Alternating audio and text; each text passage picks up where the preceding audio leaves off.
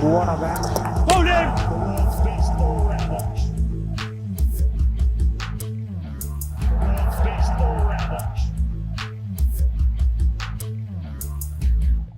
Welcome করছি রিয়াসাদ আজিম আজিম and আজম শোতে। মোটামুটি একটা গ্যাপ পড়েছিল, বাংলাদেশের সবকিছু একটা আসলে গ্যাপের মধ্যে চলছিল। সেই গ্যাপ যখন ফুলফিল করা দরকার, ঠিক তখন আমরা দুজন রিয়াসাদ আজিম এবং আতিব আজম উপস্থিত হয়েছি আপনাদের সামনে। অনেক পরিবর্তিত প্রেক্ষাপট, রাজনৈতিক প্রেক্ষাপট, বাংলাদেশ ক্রিকেট বোর্ডও সেই রাজনৈতিক প্রেক্ষাপটের পরিবর্তনের হাওয়া লেগেছে। পরিবর্তন কোন দিকে হবে সেটা নিয়ে আসলে যথেষ্ট আলোচনা রয়েছে।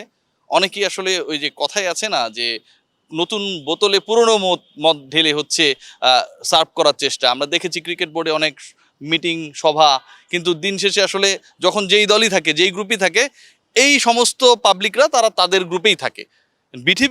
বিসিবিকে যদি আসলে রিকনস্ট্রাক্ট করতে হয়, সেটা কিভাবে হবে, সেই আলোচনাটা যখন শুরু হয়েছে, ঠিক তখন কিছুক্ষণ আগে নাজমুল আবেদিন ফাহিম, ক্রিকেট গুরু, তিনি মিডিয়ায় কথা বলেছেন এবং তিনি জানানোর চেষ্টা করেছেন কাঠামোটা কি হবে, যেটা তিনি তৈরি করছেন। আতিব আজম, আপনার কাছ থেকে জানতে চাই বিস্তারিত। না মানে নাজমুল আবেদিন ফাহিম স্যার, কিন্তু নাজমুল আবেদিন ফাহিম তো আপনি যে বললেন ক্রিকেট গুরু, তিনি যখন একটা কাঠামোর কথা আজকে বললেন, যে রূপরেখার কথা, নিশ্চয়ই তিনি আউট অফ নোওয়্যার বলেননি। তার সাথে প্লেয়ার থেকে শুরু করে সবার সাথে অনেক যোগাযোগ আছে, মানে প্লেয়াররা তো সবসময় যোগাযোগ আছে। তা নিশ্চয়ই প্লেয়ারদেরও কিছু কিছু প্লেয়ারদের নিশ্চয়ই এটাই মনের ভিতরের আশা আকাঙ্ক্ষা যে একটা রিফর্ম হোক। সেই কারণেই হয়তো নাজমুল আবেদিন ফাহিম বলছেন একটা রূপরেখা তৈরি করেছেন। তিনি বারবার একটা কথা বলছেন যে দেশে বিদেশে অনেক লোক আছে যারা কাজ করতে আগ্রহী, যাদেরকে আসতেই দেওয়া হয় নাই।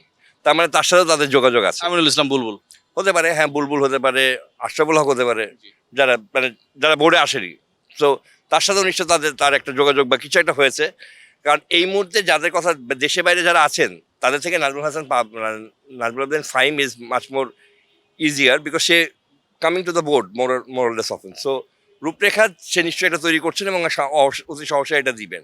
তবে আমার প্রশ্ন হচ্ছে যে রূপরেখা তৈরি করে দিলেই তো হবে না, তার আগে বুঝতে হবে যে এই রূপরেখাটা বাস্তবায়ন হবে কিনা, এবং বাস্তবায়ন করলে কারা বাস্তবায়ন করবেন এবং কীভাবে বাস্তবায়ন করবেন। কারণ প্রক্রিয়াগত অনেক ঝামেলা হতে পারে, সেইগুলোতে যদি না পড়ে তাহলে তার যদি রূপরেখা আসবে সেটা যদি কেউ বাস্তবায়ন করতে পারে। তবে তিনি বারবার একটা কথা বলেছেন, ওইটা আমার কাছে খুবই সিগনিফিকেন্ট মনে হয়েছে, একই মানুষ একই কাজ করলে একই রেজাল্ট আসবে। তাহলে তো একই মানুষ একই কাজ করলে একই রেজাল্ট আসবে। আপনার কি মনে হয় যে এখানে আসলে একই কাজ করার জন্য পুরনো লোক আসবে, বা বিসিবিতে যে প্রসেস যেভাবে আমরা দেখেছি, এখানে আমরা গত 25 বছর থেকেও দেখেছি যে একই পরিচালকরা থেকেছেন, সেই জায়গাটায় কি হুট করে এই পরিবর্তনটা আসবে? আতিব আজম কতটুকু বিশ্বাস করেন আপনার এক্সপেরিয়েন্স থেকে?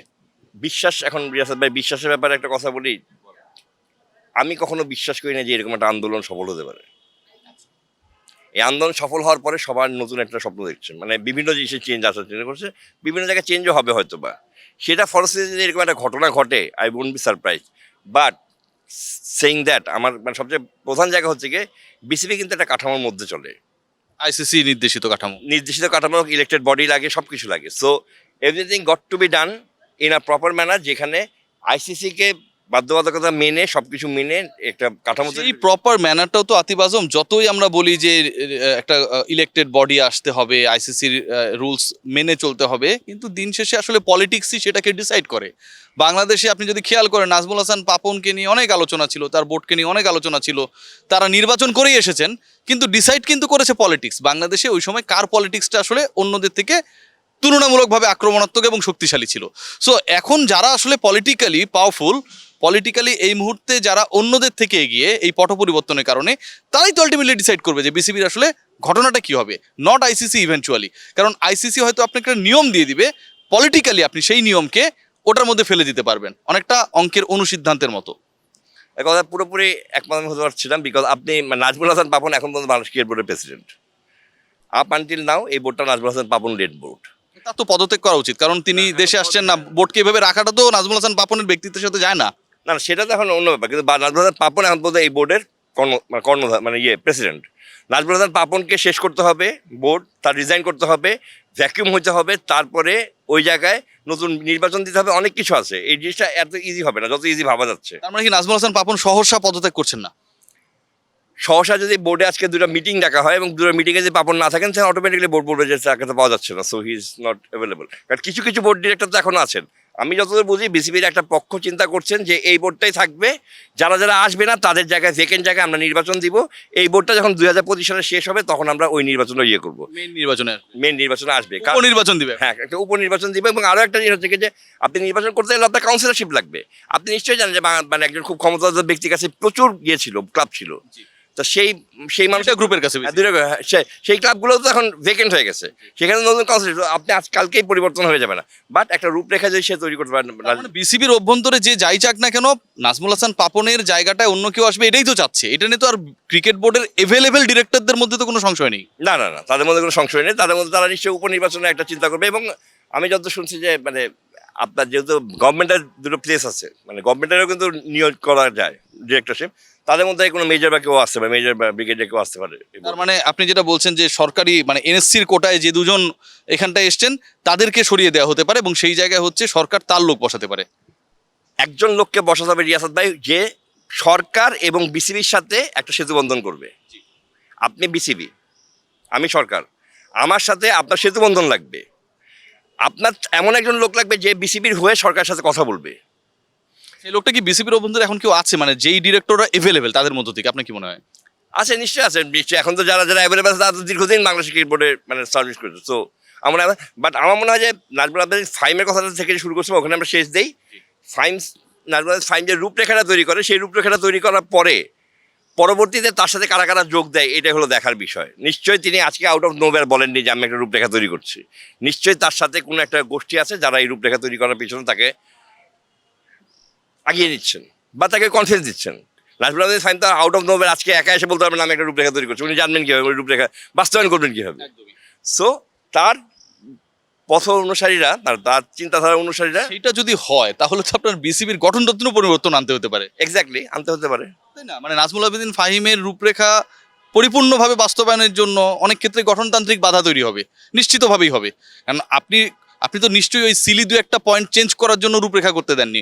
রূপরেখা তৈরি করার কাঠামোটা বা আলোচনাটা তখনই আসে যখন আপনার মানে ম্যাসিভ একটা পরিবর্তনের দরকার হয়, যখন ওই অর্গানটা প্রপারলি চলতে পারে না। তার মানে নাজমুল আবেদিন ফাহিমের এই রূপরেখা বাস্তবায়ন করতে গেলে ক্রিকেট বোর্ডের গঠনতান্ত্রিক পরিবর্তন করতে হবে এবং একটা এজিএমও রাখতে হবে, আই থিঙ্ক, নাকি? এক্স্যাক্টলি সব কিছু করতে হতে পারে, বাট এভরিথিং ইজ দ্যাট মানে আমার কাছে দেখার বিষয় যে সে তার রূপরেখাটা কি আসে। সেই রূপরেখাটা আসলে আমরা বুঝতে পারবো আসলে আমাদের কোথায় কোথায় ভুল ছিল। কারণ নাজমুল আবদিন ফাহিম তো বাংলাদেশ ক্রিকেট বোর্ড সম্বন্ধে যত ভালো জানে না, আমরা তো জানি না, কারণ তিনি দীর্ঘদিন এখানে চাকরি করেছেন। তিনি জানেন যে কোথায় কোথায় বাধা হয়, কোথায় কোথায় এগুলো হয়। সো তার আগে গঠনতান্ত্রিক ইয়ের থেকে বড় কথা হলো যে যদি সত্যিকারের চেঞ্জ বিসিবিতে আনতে হয় তাহলে আমার মনে হয় এখনই চেঞ্জ আনার মানে এখনই তারা চেঞ্জের জন্য যাবে, because they are very inspired. How many days you are expecting for the change? এখানে সবচেয়ে বড় কথা হলো আপনার সবচেয়ে আগে কিন্তু একদম জনমানুষের প্রশ্ন, আতিফ ভাই। সবচেয়ে বড় কথা হলো আপনার জন্য ওয়ার্ল্ড কাপটা খুব ইম্পর্টেন্ট। আজকে রূপরেখা তৈরি করে কালকে একটা নতুন বোর্ড আসলে ওয়ার্ল্ড কাপ কিন্তু আইসিসি দিয়ে দিবে না। ওয়ার্ল্ড কাপকে মাথায় রেখে একটা রূপরেখা তৈরি হতে পারে। আমি বুঝতে পেরেছি নেক্সট 2 মান্থসের যেটা হ্যাঁ বিশ্বকাপটাকে শেষ করার পরে, হ্যাঁ নারী বিশ্বকাপ শেষ করার পরেই, নারী বিশ্বকাপ আজকে চলে গেল, আইসিসি বললো আমাদের সাথে নারী বিশ্বকাপ নাই, শ্রীলঙ্কা, ইন্ডিয়া বা ইউএই কোনো জায়গায় দিয়ে দিল।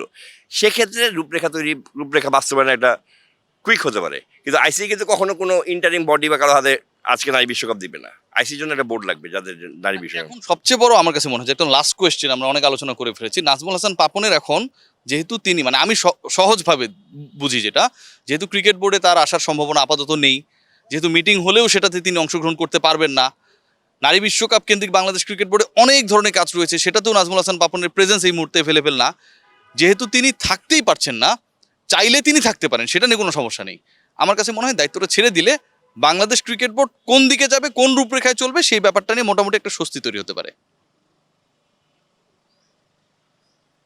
তা রাজনৈতিক দলের, যে রাজনৈতিক দলকে তিনি বিলং করেন, সেই রাজনৈতিক দলের প্রধানমন্ত্রী দায়িত্ব ছেড়ে দিয়েছেন। তিনি যদি ছাড়তে পারেন তার দায়িত্ব ডিবেট আছে, আজকে প্রধানমন্ত্রীর ছেলে বলেছেন তিনি দায়িত্ব ছাড়েন নাই। হ্যাঁ ডিবেট আছে, আমি ওইটাই বলছি যে তার দায়িত্ব ছাড়ার পরেও অনেক ডিবেট হচ্ছে। এখন পাপন নিশ্চয়ই ওইটুকু টাইম নিচ্ছেন যে আমি ছাড়লে আবার ডিবেট যেন না হয়। মানে তিনিও কনফার্ম হতে যাচ্ছেন হয়তো যে মাননীয় প্রধানমন্ত্রী আসলে দায়িত্ব ছেড়েছে কিনা, এরকম কিছু। এক্স্যাক্টলি, মানে এখন যেহেতু ডিবেট তৈরি হয়ে গেছে, পাপন ভাই তো নিজে বলতে পারে যে আমাদের প্রধানমন্ত্রী এখন দায়িত্ব ছাড়া নেই, আমি কি করে ছাড়বো। Thank you so much Atif Azam, সবাই ভালো থাকবেন। আজকের আলোচনা এ পর্যন্তই। অনেক বিতর্ক, চাইবো দ্রুত এগুলো সমাধান হোক।